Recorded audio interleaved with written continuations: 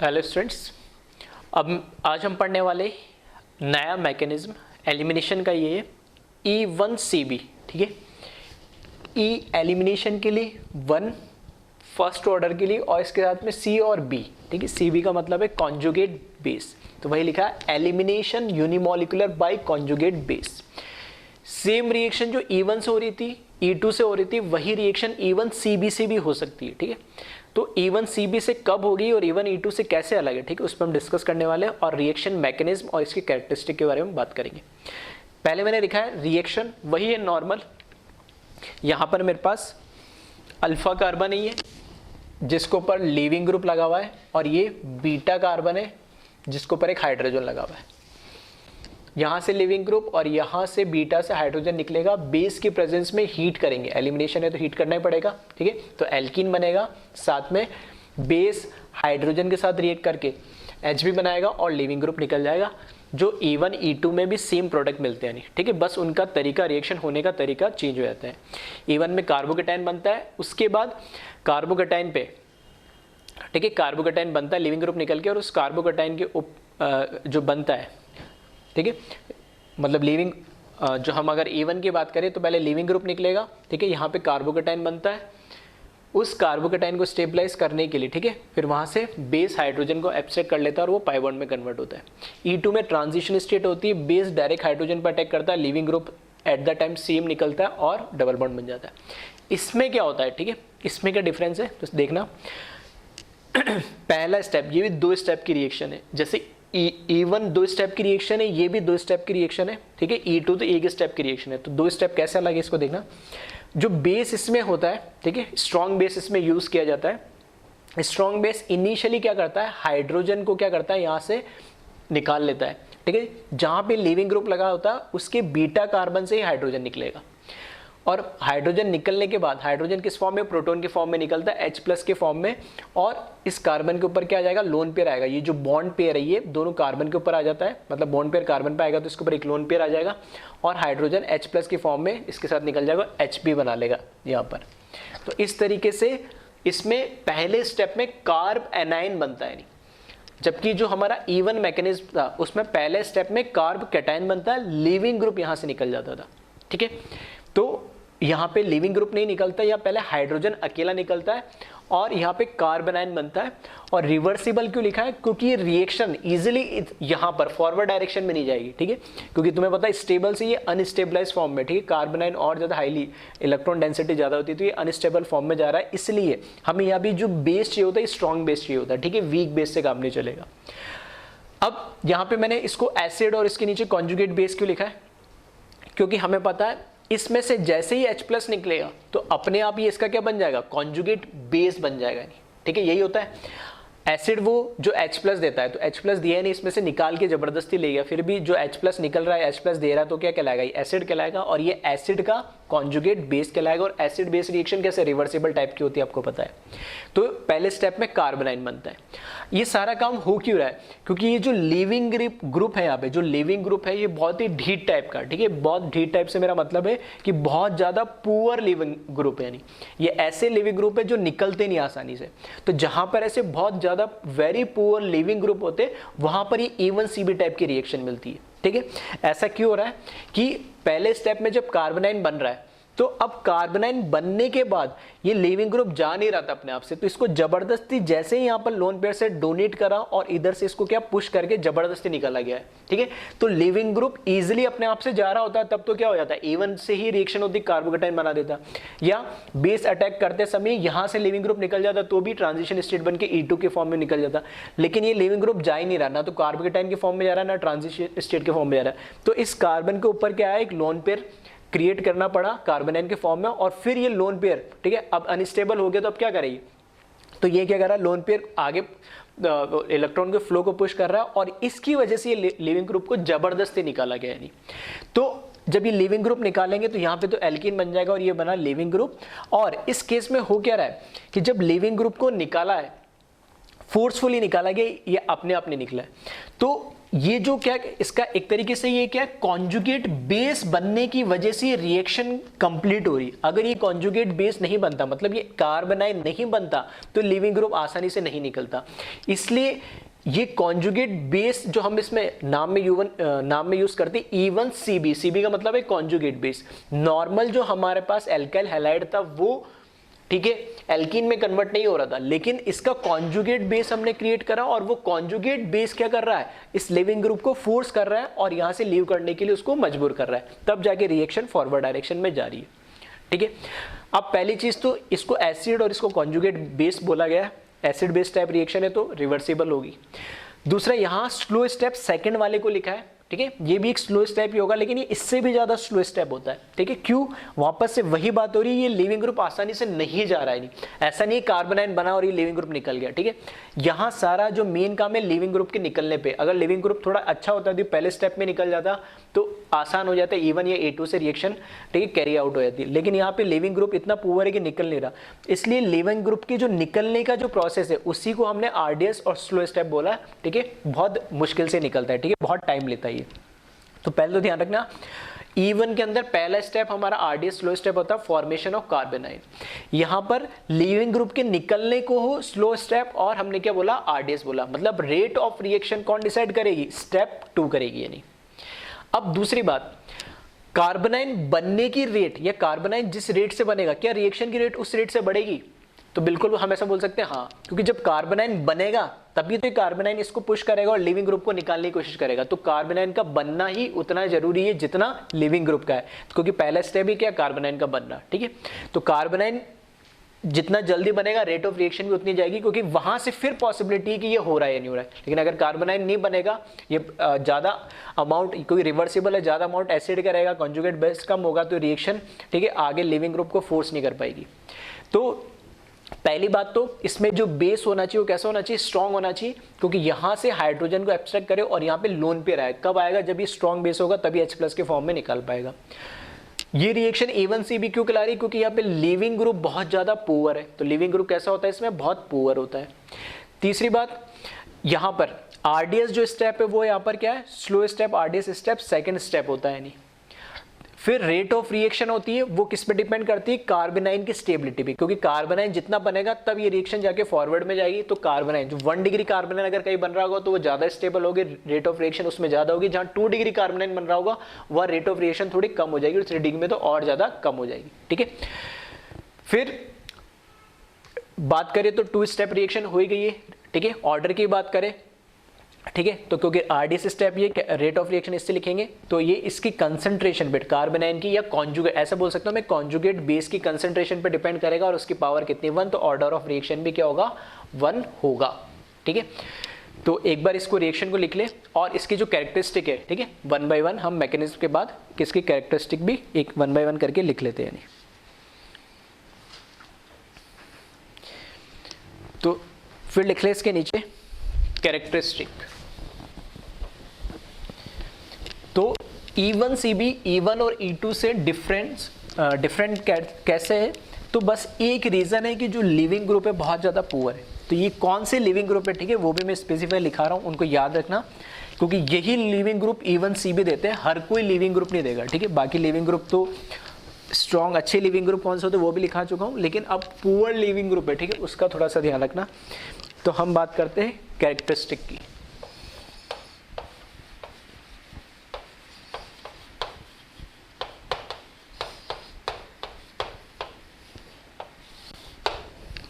ठीक है, कैरेक्टरिस्टिक की बात करें तो फर्स्ट पॉइंट इसमें मैं लिख रहा हूं, पहला तो कैसे ये 2 स्टेप रिएक्शन है ये। ठीक है, सबसे पहली बात। उसके बाद हम बात करें रेट की, तो अगर इसका रेट लो एक्सप्रेशन लिखेंगे तो प्रोपोर्शनलिटी कांस्टेंट K लगा देंगे, और यहां पर क्या लिख रहा हूं मैं, ठीक है, पूरा लिख देता हूं, कॉन्जुगेट बेस, कॉन्जुगेट बेस की पावर 1। सेकंड, क्योंकि जो हमारा सेकंड स्टेप था वो RDS था और RDS से ही हम रेट डिसाइड करते, तो RDS में जो हमारा रिएक्टेंट था वो कौन था, कॉन्जुगेट बेस। तो कॉन्जुगेट बेस की कंसंट्रेशन पे डिपेंड करेगा, और इसकी पावर कितनी 1 है, तो ऑर्डर ऑफ रिएक्शन, जो ऑर्डर ऑफ रिएक्शन है वो है 1। इस वजह से इसको हम क्या बोलते हैं, E1CB, that is elimination unimolecular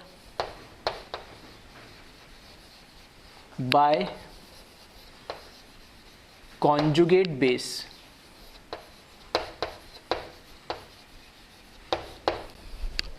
ठीक है, नेक्स्ट स्टेप की अगर हम बात करें, ठीक है, इसमें जो RDS होता है, 5th पॉइंट की अगर बात करें हम, तो स्टेप 2 इज RDS। ठीक है, because it is slow step. ठीक है, RDS क्यों बोला गया, क्योंकि इसमें ये स्लो स्टेप होता है। ठीक है, तो कई बार इस तरीके से ऑब्जेक्टिव में ऐसे 4-5 स्टेटमेंट दे देते हैं, तो उसमें वो ऐसे भी दे देते हैं कि स्टेप 1 RDS, स्टेप 2 RDS है। तो हर रिएक्शन के, ठीक है, RDS स्टेप को भी ध्यान रखें। ठीक है, और RDS स्टेप में क्या बनता है वो भी आपको पता होना चाहिए। फिर बात करें रेट की, बात करें तो रेट जो है वो प्रोपोर्शनल है स्टेबिलिटी, ठीक है, स्टेबिलिटी ऑफ कॉन्जुगेट बेस बोल सकते हैं, और कॉन्जुगेट बेस हमारा कैसा बन रहा है, कार्ब एनाइन। ठीक है, तो स्टेबिलिटी ऑफ कार्ब एनाइन पे ये रेट क्या करेगी, डिपेंड करेगी यानी। ठीक है, तो इन 6 पॉइंट्स को लिख ले आगे, और हम पॉइंट्स देखते हैं। नेक्स्ट 7 पॉइंट देखिए, इसमें लीविंग ग्रुप की हम बात करें, तो मैंने बोला ये E1CB कब होगा, जब लीविंग ग्रुप बहुत ज़्यादा पुअर होगा। और ये कौन कौन से ग्रुप्स या एटम है जो बहुत ज़्यादा पुअर है। तो अब क्योंकि हम चैप्टर जो पढ़ रहे हैं हैलोजन डेरिवेटिव या एल्काइल हैलाइड पढ़ रहे हैं, तो हम 3 हैलोजन की हमेशा बात कर रहे हैं, क्लोरीन, ब्रोमीन और आयोडीन की। फ्लोरीन की हम बात नहीं कर रहे, क्योंकि मैंने बोला था कि वो CF का जो बॉन्ड होता है बहुत ज़्यादा स्ट्रांग होता है और बहुत ज़्यादा वीक होता है, तो ईजिली निकलता नहीं है। तो एक तरीके से वो क्या बहुत ज़्यादा पुअर लिविंग ग्रुप है। तो यहाँ पर ये जो E1CB रिएक्शन देता है ना, ये यहाँ पर अगर फ्लोरीन हुआ, ठीक है, क्लोरीन, ब्रोमीन, आयोडीन की जगह अगर फ्लोरीन हुआ, तो ये E1CB देगा। क्यों, क्योंकि ये बहुत ज़्यादा पुअर लिविंग ग्रुप है। ठीक है, और ऐसे और भी ग्रुप है, तो कौन कौन से देख लेते हैं। तो यहाँ पे जो लीविंग ग्रुप है, leaving group is very poor, like fluorine, NR3 plus SR2 plus OH। ठीक है, एक्सेट्रा। ठीक है, तो ये सभी कैसे बहुत पुअर लिविंग ग्रुप है। ठीक है, तो ध्यान रखना। अब इसमें सबसे खास ध्यान रखने वाली बात क्या है कि ये लिविंग ग्रुप्स आपको याद होनी चाहिए। जहाँ पे भी ये लिविंग ग्रुप आ जाएंगे तो वहाँ पे ना E1 होगा ना E2 होगा। कौन सा मैकेनिज्म होगा, E1CB। ठीक है, सारा डिफरेंस यहीं से क्रिएट हो रहा है। फिर देखें नेक्स्ट पॉइंट, इसमें नेक्स्ट पॉइंट अगर हम बात करें इसमें, ठीक है, तो जो बेस होना चाहिए, ठीक है, कैसा होना चाहिए, स्ट्रांग होना चाहिए। तो बेस मस्ट बी स्ट्रांग। ठीक है, बेस कैसा होना चाहिए, स्ट्रांग होना चाहिए, ताकि वो हाइड्रोजन जो प्रोटॉन है उसको क्या करे, पहले स्टेप में निकाल पाए। तो वीक बेस या वीक न्यूक्लियोफाइल वो नहीं चलेगा, स्ट्रांग। ठीक है, वेरी स्ट्रांग की बात नहीं कर रहा हूँ, वो स्पेसिफिक E2 के लिए। हाँ, जो मैंने कंपैरिजन में लिखाया था वीक, स्ट्रांग और वेरी स्ट्रांग, तो यहाँ स्ट्रांग बेस की बात हो रही है जिन पे चार्ज होता है, नेगेटिव चार्ज होता है, ऐसे बेसिस या न्यूक्लियोफाइल की बात हो रही है। ठीक है, तो बेस कैसा होने चाहिए, स्ट्रांग होते हैं इसके अंदर। फिर नेक्स्ट पॉइंट इसके अंदर क्या है कि यहाँ पे, क्योंकि ये रिएक्शन है कैसी, ये रिएक्शन है जिसके अंदर कार्बोनाइन एज एन इंटरमीडिएट बन रहा है। ठीक है, स्टेप 1 में जो कार्बोनाइन एज एन इंटरमीडिएट बन रहा है, तो कार्बोनाइन बन रहा है, तो ऑब्वियस सी बात है कोई रीअरेंजमेंट की तो कोई पॉसिबिलिटी है ही नहीं, ठीक है। तो यहाँ पे लिख लेना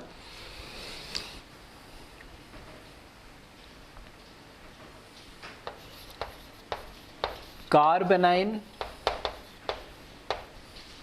is a intermediate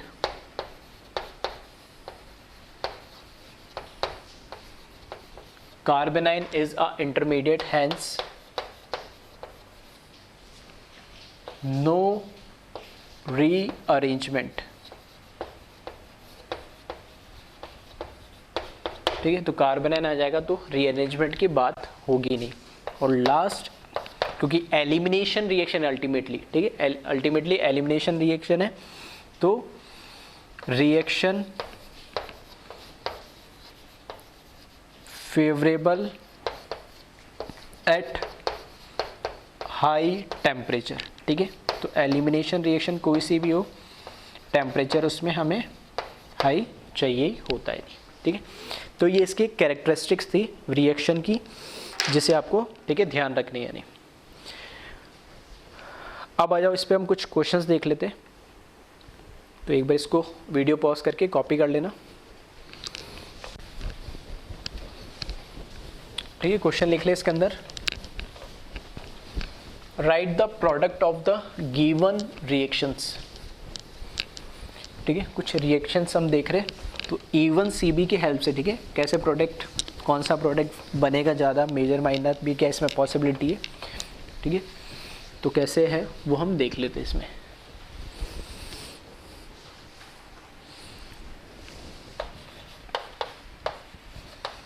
ठीक है, राइट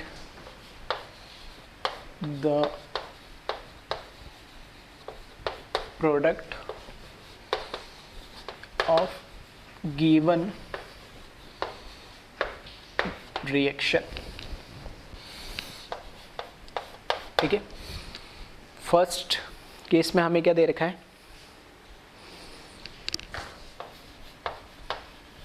CH3CH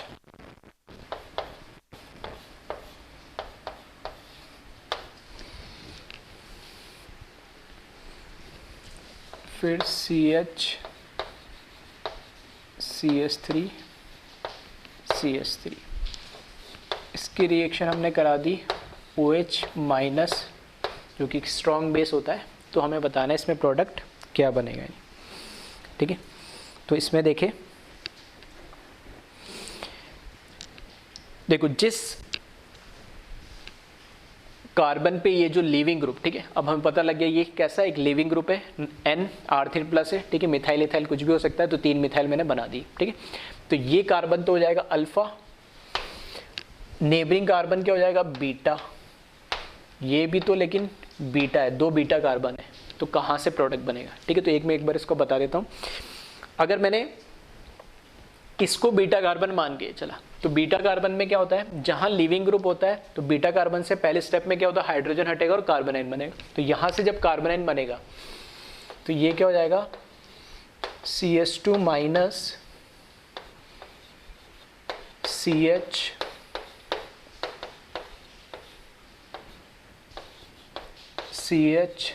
CH3 और CH3 प्लस, अगर मैंने इसको बीटा कार्बन माना, तो यहाँ से हाइड्रोजन बेस ले जाएगा और यहाँ कार्बोनाइन बनेगा, तो ये बन जाएगा CH3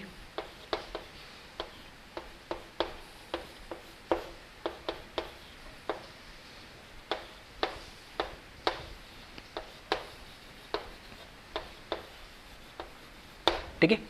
2 हमारे पास यहाँ पर क्या बनेंगे, कार्बोनाइन बनेंगे, ठीक है। एक बार यहाँ अगर इसको बीटा लेके चला मैं, तो यहाँ कार्बोनाइन बनेगा, जो कि ये कैसा होगा 1 डिग्री है, और इसको कार्बोनाइन माना तो ये कैसा होगा 3 डिग्री है। तो रेट ऑफ रिएक्शन हमने बात करी, जितना ज़्यादा कार्बोनाइन स्टेबल होगा, ठीक है, स्टेबिलिटी ऑफ कार्बोनाइन या स्टेबिलिटी ऑफ कॉन्जुगेट बेस, ठीक है, स्टेबिलिटी ऑफ कार्बोनाइन या स्टेबिलिटी ऑफ कॉन्जुगेट जितनी ज़्यादा होगी, उतनी रेट ऑफ रिएक्शन ज़्यादा होगी, यानी वहीं से मेजर प्रोडक्ट ज़्यादा बनेगा। तो हमें पता है कार्बोनाइन 1 डिग्री ज़्यादा स्टेबल होता है एज कंपेयर टू 3 डिग्री, ठीक है, क्योंकि ऑलरेडी यहाँ पर क्या है, नेगेटिव चार्ज डेंसिटी ज़्यादा है, यानी चार्ज डेंसिटी ज़्यादा है, और 3 प्लस एच लग रहे हैं, यानी ठीक है 3 प्लस एच लग रहे हैं, या सॉरी प्लस आई लग रहे हैं, ठीक है ऐसे बोल सकते हैं, या प्लस आई लग रहे हैं 3, ठीक है। तो वहाँ पे इलेक्ट्रॉन डेंसिटी और ज़्यादा बढ़ेगी और उसको डिस्टेबलाइज करेगा। तो जो मेजर प्रोडक्ट बनेगा हमें कहाँ से मिलेगा, यहाँ से मिलेगा। तो सेकेंड स्टेप में, ठीक है, जब लीविंग ग्रुप यहाँ से जाएगा तो लीविंग ग्रुप यहाँ से लोन पेयर इधर डोनेट होगा और ये लीविंग ग्रुप इधर से निकलेगा, तो हमारा प्रोडक्ट बन जाएगा इसमें CH2 double bond CH CH CH3 और CH3, ये बनेगा हमारा एल्कीन, ठीक है। प्रोडक्ट तो एल्कीन ही बनता है इसमें भी। यहाँ से ये लोन पेयर डोनेट करेगा और ये लीविंग ग्रुप इधर से निकल जाएगा, तो ये बनेगा plus CH3 CH double bond CH3 और यहाँ पे भी CH3, ठीक है। ये दो प्रोडक्ट मिल जाएंगे। अब दोनों प्रोडक्ट अगर हम देखें, ठीक है, तो दोनों प्रोडक्ट हम देखें तो जैसे E2 के अंदर हम क्या बोलते हैं, एल्कीन की स्टेबिलिटी से हम डिसाइड करते थे, यानी ठीक है, क्योंकि ट्रांजिशन स्टेट में एल्कीन की क्या आ जाती है, वहाँ पे कैरेक्टरिस्टिक आने लगती थी, तो हम इसको क्या बोलते थे, जो सेडजेफ एल्कीन होती है उसको हम क्या बोलते थे, मेजर प्रोडक्ट। जबकि हॉफमैन जिसमें एल्कीन कम स्टेबल, क्योंकि यहाँ से अगर मैं देखूँ तो इस एल्कीन में कितने हैं, ठीक है, एक ही अल्फा हाइड्रोजन है, जबकि इस एल्कीन में अगर मैं चेक करूँ तो 3 और 9 अल्फा हाइड्रोजन, तो ये ज़्यादा एल्कीन की बात करूँ तो मोर स्टेबल होगी, ये क्या होगी, लेस स्टेबल होगी। लेकिन फिर भी ये प्रोडक्ट ज़्यादा बनेगा क्योंकि इसमें ट्रांजिशन स्टेट नहीं है, इसमें क्या बनता है, पहला ही कार्बोनाइन बनता है। जब कार्बोनाइन बनेगा तभी रिएक्शन आगे जाएगी, तो कार्बोनाइन तो तभी बनेगा जब वो स्टेबल होगा, ठीक है। तो दोनों में डिफरेंस है, ठीक है। तो यहाँ देख लेना, दोनों चीज़ में लिख देता हूँ। पहली चीज तो ये मेजर प्रोडक्ट होगा,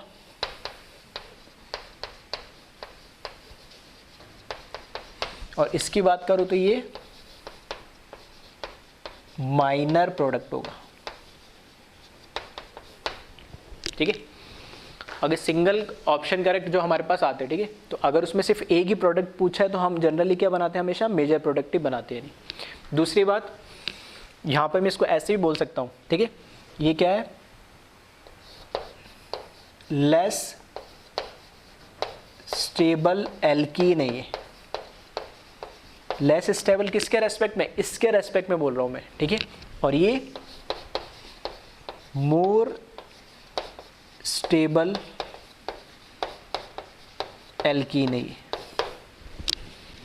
फिर इसको मैं क्या बोल सकता हूं, ये कौन सी, हॉफमैन एल्कीन है। तो एज सच कुछ नहीं है कि हमेशा हॉफमैन इसमें बनेगी, हमें तो बस कार्बोनाइन को देखना है, ठीक है। अगर हो सकता है कहीं लेस स्टेबल से, अगर हमने कार्बोनाइन की स्टेबिलिटी देखी उससे भी अगर ये बन जा रहे हैं, ठीक है, मोर स्टेबल बन जा रही है तो ठीक है, लेकिन ऐसा ज़रूरी नहीं है कि हमेशा लेस स्टेबल बनेगी, जनरली ऐसा होगा नहीं, ठीक है। ठीक है, तो ये मेजर प्रोडक्ट है, ये माइनर है, ये लेस स्टेबल एल्कीन है एज कंपेयर टू दिस, ये मोर स्टेबल एल्कीन है। ये हॉफमैन एल्कीन होती है, ठीक है, जो लेस स्टेबल होती है, जो मोर स्टेबल होती है उसको हम सेडजेफ बोलते हैं। यहाँ से OH माइनस ने जब यहाँ से H लिया, ठीक है, किसी से भी लेगा तो साथ में बाय प्रोडक्ट क्या मिलेगा हमें, H2O मिलेगा, ठीक है। तो यहाँ पे ठीक है, चाहो तो लिख लेना प्लस H2O मिलेगा नहीं, ठीक है। जब यहाँ से निकालो या कहीं से भी निकालो, और साथ में क्या, साथ में हमें लिविंग ग्रुप मिल जाएगा ये, ठीक है। तो लिविंग ग्रुप भी चाहो तो लिख लेना यहाँ पे ये, और यहाँ पे लोन पे बेस पहला जो अटैक करेगा वो H2, वो लिखा मैंने। यहाँ से जब लिविंग ग्रुप निकलेगा तो N के ऊपर क्या चार्ज आ रहेगा, प्लस, तो ये प्लस, ये पूरा जो शेयर बॉन्ड है, ठीक है, जो शेयर एक बॉन्ड जो बन रहा है कार्बन नाइट्रोजन के बीच में, जब ये अपनी तरफ ले लेगा पूरा तो ये प्लस हट जाएगा और इसके ऊपर, ठीक है, लोन पे रह जाएगा। तो ये अल्टीमेटली ये प्रोडक्ट आपको देखने को मिलेंगे। तो एक बार इसको कॉपी कर लें, कुछ और क्वेश्चन हम देखते हैं। सेकंड देखिए, इसमें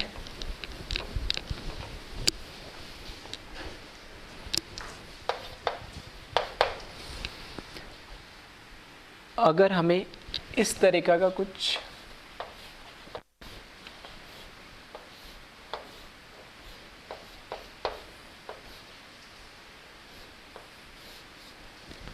ठीक है, इस तरह का कुछ कंपाउंड दे रखा हमें और इस पे चार्ज यहाँ पे प्लस। सेम रिएक्शन हमने करा दी OH माइनस से, ठीक है। तो हमें बताना है प्रोडक्ट क्या बनेगा, ठीक है। तो चाहो कि एक बार वीडियो को पॉज कर लेना और खुद से एक बार प्रोडक्ट बनाने की कोशिश करना। क्या एक ही प्रोडक्ट बनेगा, एक से ज़्यादा बनेगा? एक से ज़्यादा बनेगा तो कौन सा इसमें मेजर प्रोडक्ट बनेगा?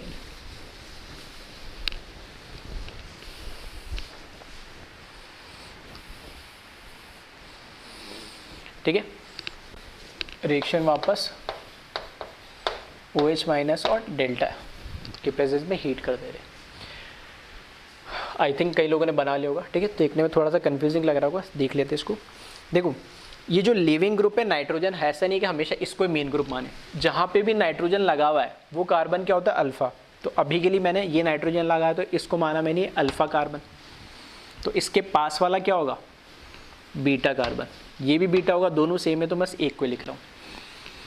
अगर मैं इसको अल्फा मानता हूँ, यहाँ पे कार्बन है ना अल्फा, तो इसके आगे तो बीटा नहीं है, तो वहाँ से तो पॉसिबल नहीं है, क्योंकि अल्टीमेटली रिएक्शन कौन सी है तो एलिमिनेशन ही।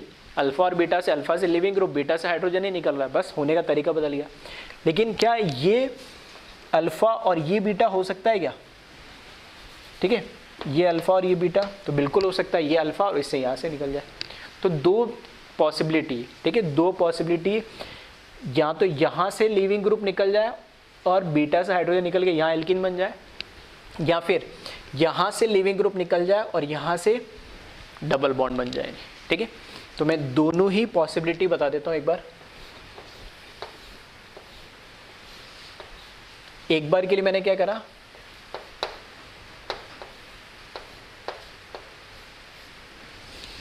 मैंने यहां से लेके चल रहे, तो यहां पर क्या आ जाएगा? हाइड्रोजन गया तो यहां पर लोन पेयर आ जाएगा। इस अल्फा और बीटा की बात कर रहा हूं मैं, ये अल्फा हो गया और ये बीटा हो गया, ठीक है। तो नेक्स्ट स्टेप में, ठीक है, नेक्स्ट स्टेप में, और ये चलो एक दोनों लिख देता हूं। और दूसरी पॉसिबिलिटी क्या है?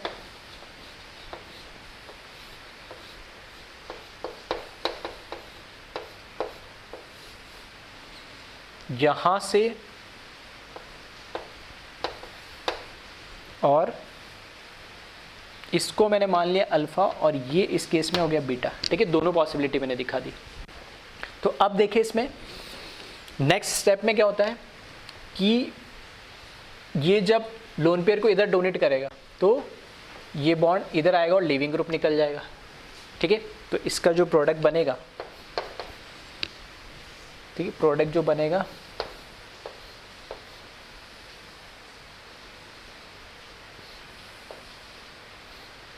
इधर आ जाएगा डबल बॉन्ड, ठीक है, और ये निकल जाएगा पूरा ग्रुप। तो साथ में क्या बनेगा? N और ये लोन पेयर, ये बनेंगे इससे प्रोडक्ट। अगर इससे अगर हम बनाना चाहे, ठीक है, तो देखना ये यहाँ पे डोनेट होगा और यहाँ से ये लीव कर जाएगा। तो इससे अगर हम प्रोडक्ट बनाते तो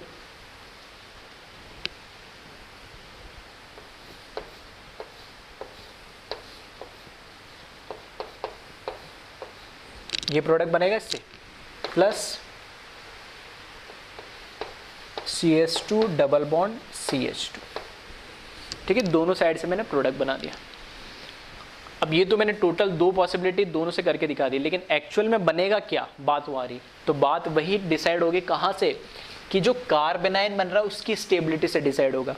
तो कार्बेनाइन की स्टेबिलिटी की अगर बात करें तो कार्बेनाइन की स्टेबिलिटी यहाँ अगर मैं देखूँ तो ये क्या है, 2 डिग्री कार्बेनाइन, और यहाँ से अगर मैं बात करूँ तो ये क्या है, 1 डिग्री कार्बेनाइन। ये 1 डिग्री कार्बेनाइन है तो ये ज़्यादा स्टेबल है, तो प्रोडक्ट कौन सा बनेगा? ये वाला बनेगा।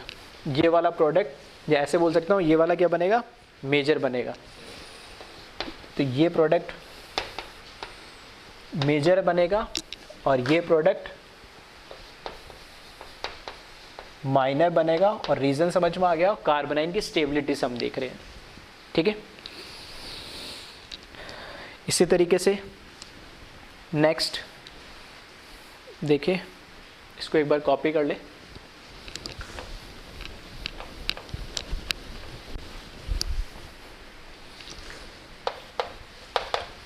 ठीक है। थर्ड क्वेश्चन की इसमें अगर बात करें,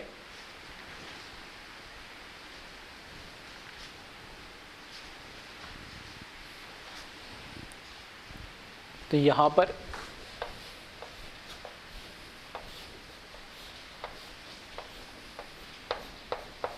ठीक है, ये हमें दे रखा है सेम रिएक्शन OH माइनस के प्रेजेंस में करवा रहे हैं, तो आपको बताना प्रोडक्ट क्या बनेगा। ठीक है, तो इसका प्रोडक्ट बनाया,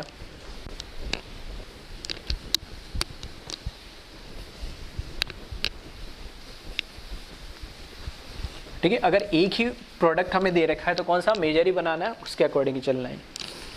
वापस आ जाए यहाँ पे, जिससे लिविंग ग्रुप लगा, ये है अल्फ़ा, इसके पास वाला भी बीटा और इसके पास वाला भी बीटा। ठीक है, फिर से बात करूँ ये, तो ये कैसा हो गया, ये हो गया 3 डिग्री, ये वाला कैसा है, ये हो गया 2 डिग्री। तो कार्बनाइन जो बनेगा 2 डिग्री में क्या बनेगा, ज़्यादा बनेगा। तो वहीं से मुझे पता लग गया मेजर प्रोडक्ट क्या होगा। ठीक है, फिर भी दोनों बना देते। तो देखना, यहाँ से लेफ्ट वाले 2 डिग्री वाले से अगर मैं प्रोडक्ट बनाऊंगा तो यहाँ से ये क्या करेगा, ठीक है, यहाँ से इसको डोनेट करेगा और लिविंग ग्रुप यहाँ से आ जाएगा। तो देखना क्या इस तरह का प्रोडक्ट बनेगा कुछ, ये बनेगा जब मैं इसको 2 डिग्री से प्रोडक्ट बना रहा हूँ। ठीक है, इस बार मैंने डायरेक्ट बना दिया। और जब यहाँ से बनाएंगे तो यहाँ से लोन पेयर जो होगा वो यहाँ पे डोनेट करेगा और फ्लोरीन यहाँ से निकल जाएगा, तो इधर से आएगा। तो इसमें जो प्रोडक्ट है वो एल्कीन की स्टेबिलिटी से नहीं देखना है। ठीक है, इसमें जो प्रोडक्ट है वो एल्कीन की स्टेबिलिटी से नहीं देखना है, किससे देखेंगे हम, ठीक है, कार्बनाइन की स्टेबिलिटी से। तो वापस से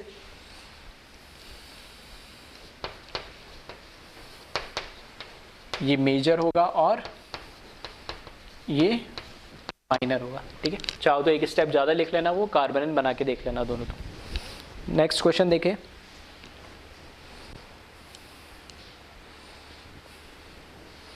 ठीक है, यही लिख देता हूँ मैं।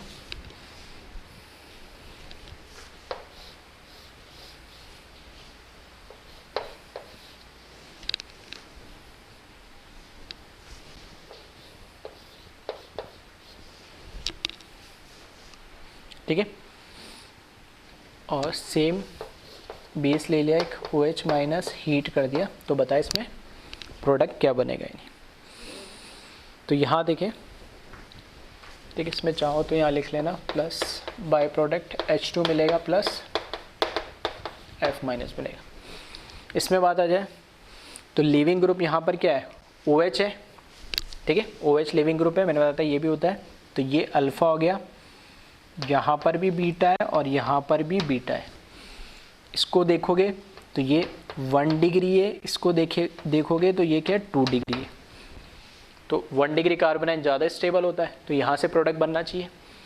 सही है, लेकिन ऐसा नहीं हो रहा है, क्योंकि हमने बोला स्टेबिलिटी ऑफ कार्बनाइन। तो स्टेबिलिटी मुझे चेक करनी, तो इसमें देख लेना, दोनों मैं बता दे रहा हूँ प्रोडक्ट एक बार। ये OH, ये डबल बॉन्ड O, एक बार मैंने यहाँ 2 डिग्री पे कार्बनाइन बनाया प्लस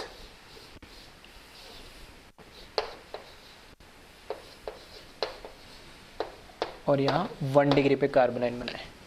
ठीक है, जब मैं 2 डिग्री पे कार्बनाइन बना रहा हूँ तो देखना double single lone pair conjugation resonance की वजह से स्टेबलाइज्ड है।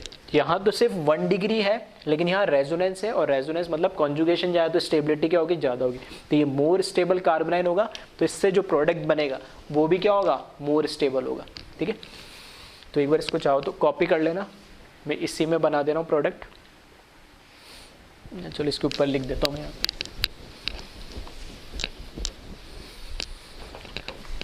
ठीक है, तो हमेशा स्टेबिलिटी ऑफ कार्बनाइन से देखना है। ठीक है, रट मत लेना कि 1 डिग्री 2 डिग्री 3 डिग्री, नहीं। जैसे हम स्टेबिलिटी ऑफ कार्बोकेटाइन की बात करते हैं, वैसे ही स्टेबिलिटी ऑफ कार्बनाइन की बात हो रही है। यहाँ कॉन्जुगेशन के थ्रू ज़्यादा स्टेबल होगा। ठीक है, तो अब ये क्या होगा, इधर इसको ट्रांसफ़र करेगा और लिविंग ग्रुप यहाँ से निकल जाएगा। तो ये डबल बॉन्ड और ये इधर ये हमारा बनेगा प्रोडक्ट। इस केस में ये इसको यहाँ ट्रांसफ़र करेगा और लीविंग ग्रुप यहाँ से निकल जाएगा, तो प्लस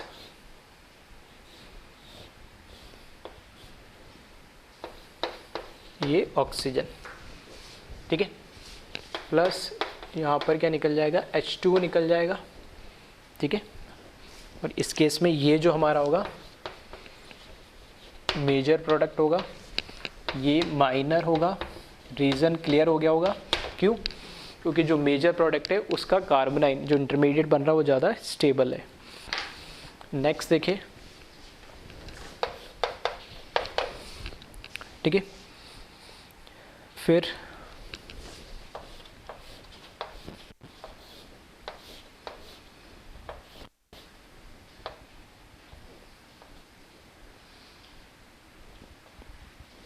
ठीक है, इस केस में अगर यहाँ मैं फ्लोरीन लगा दूँ, ठीक है, तो इसका प्रोडक्ट बनाइए। क्या प्रोडक्ट बनेगा? नहीं बनेगा। बनेगा तो क्या एक बनेगा, एक से ज़्यादा बनेगा, और एक से ज़्यादा है तो क्या मेज़र क्या होगा, ठीक है। तो इससे प्रोडक्ट बनाइए।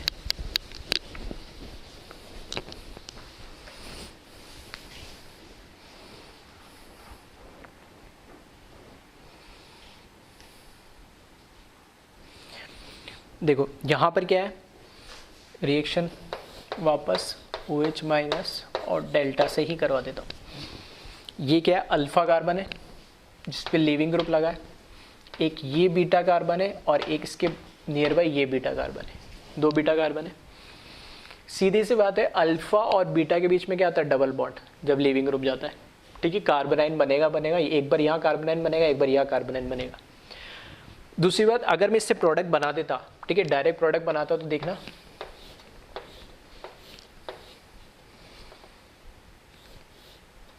एक बार तो प्रोडक्ट जो बनता,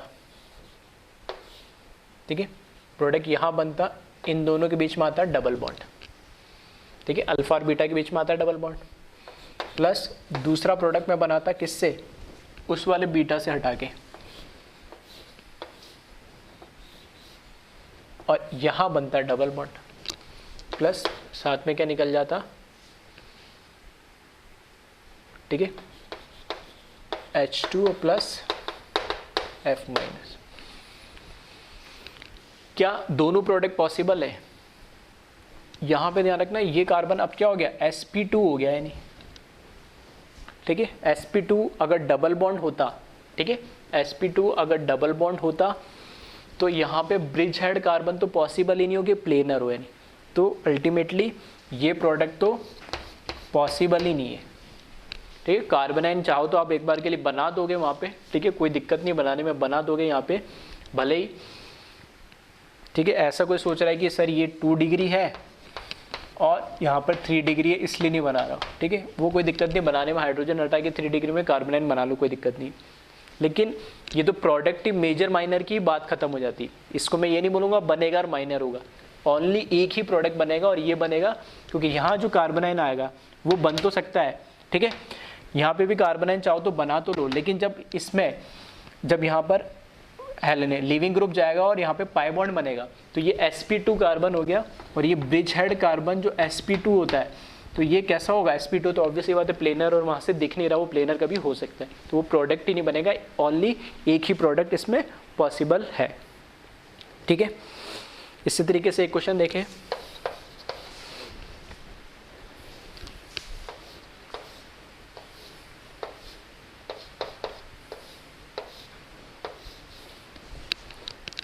ठीक है, इसकी रिएक्शन मैंने करा दी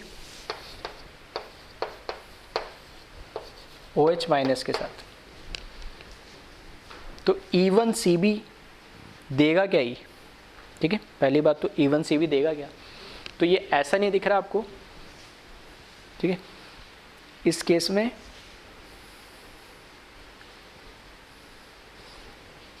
देखना, जहाँ पे ये नाइट्रोजन लगा हुआ है, ठीक है, उसके पास में ये भी कार्बन है, ये भी कार्बन है, दोनों सेम टाइप है, तो मैंने इसको बोला अल्फा, और ये क्या हो गया, बीटा, सही है। ऐसे ही मैंने क्या बोला, इसको अल्फा बोला और इसका पास में कौन होगा, ये बीटा। दो तरह की पॉसिबिलिटी है इसमें, और चाहो तो आप क्या करो, एक और बॉन्ड यहाँ जोड़ दो और इस पर लगा दो प्लस चार्ज। अब ठीक है, नहीं ठीक है, अब कोई दिक्कत नहीं। लेकिन ये अल्फ़ा तो हो सकता है लेकिन बीटा नहीं हो सकता। इधर भी अल्फ़ा बीटा है लेकिन ये दोनों सेम टाइप के, तो मैंने एक ही साइड बनाए नहीं। अब बताए इसका प्रोडक्ट, कितने प्रोडक्ट बनेंगे और क्या बन सकता है। देखो अगर मैं ये बाहर वाले से लेके चलूँ, ठीक है, बाहर वाले से लेके चलूँ तो इस अल्फ़ा के ऊपर बीटा, यहाँ पर क्या आएगा, लोन पेयर आएगा, ये इसको डोनेट करेगा, तो यहाँ क्या बनेगा, पाई बॉन्ड, और ये इसको लीविंग ग्रुप के फॉर्म में चला जाएगा इस तरीके से, ठीक है, यही मैं बना दे रहा हूँ। तो ये जो प्रोडक्ट बनेगा वो मुझे मिल जाएगा इस तरीके का कुछ, ये नाइट्रोजन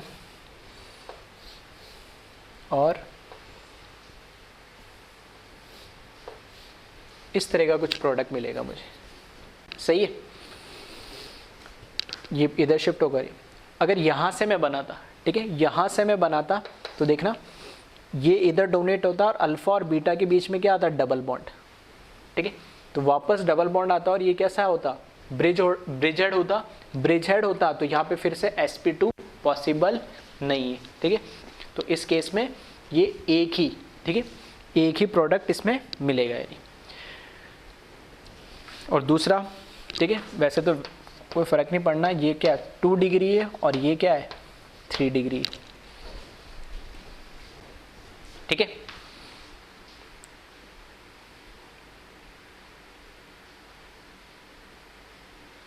ठीक है, चाहो तो इसको बना सकते हो प्रोडक्ट, ठीक है, एक बार इसका प्रोडक्ट बना के देखते हैं अपन।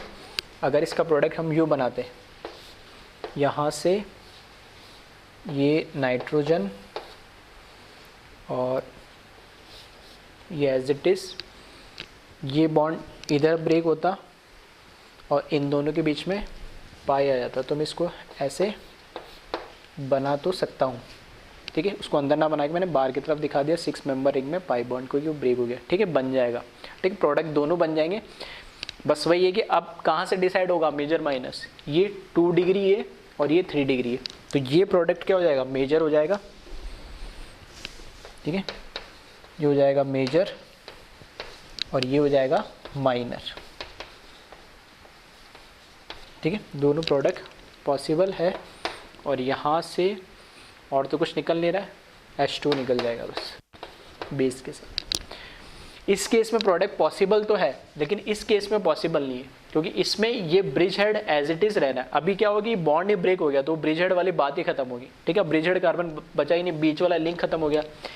ये बॉन्ड तोड़ के, ठीक है, ये बॉन्ड तोड़ के दोनों लोन पेयर इसके ऊपर आ गए, ठीक है, तो ये प्लस चार्ज हट गया और ये कार्बन और इसके बीच में डबल बॉन्ड आ गया, ठीक है, तो वो मैंने उसको ऊपर अलग से अंदर की साइड दिखाओ या ऊपर की साइड दिखाओ, कोई, क्योंकि अब ये sp2 हो गया, प्लेनर है, कोई दिक्कत नहीं, हो सकता है नहीं, लेकिन वहाँ पे तो वो पॉसिबिलिटी नहीं है, ठीक है।